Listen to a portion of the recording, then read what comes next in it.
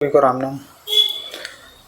मैं हूं अंकित सिंह। लोकसभा चुनाव 2024 तिथियों की घोषणा की जा चुकी है। जल्द ही सभी प्रदेशों में लोकसभा का चुनाव जोरों शोरों से लड़ा जाएगा। इसी को देखते हुए चुनाव आयोग के द्वारा आचार संहिता लागू कर दी गई है। इन आचार संहिता का आम जनमानस पर क्या प्रभाव पड़ता है और इसके क्या फ़ायदे रहते हैं, क्या नुकसान रहते हैं, इन पर भी एक सूक्ष्म चर्चा करते हैं।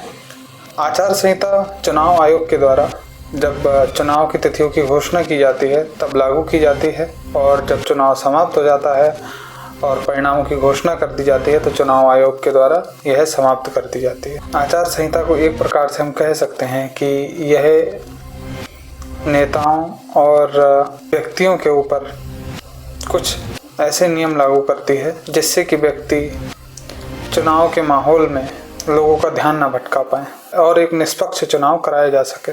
जब आचार संहिता की घोषणा की जाती है तो सरकार के ऊपर भी कुछ नियम कानून लागू हो जाते हैं, जैसे कि सरकार उस समय किसी भी लोभ प्रलोभन या कोई ऐसी योजना का मंच नहीं कर सकती जिससे कि व्यक्तियों में लोभ लालच उत्पन्न हो।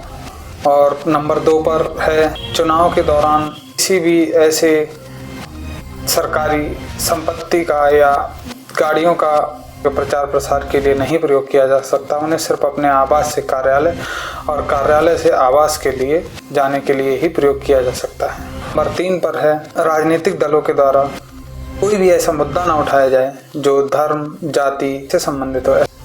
ऐसे ही नंबर 4 पर अगर हम देखें तो चुनाव के दौरान धन बल और बाहुबल का प्रयोग नहीं दिखा सकते।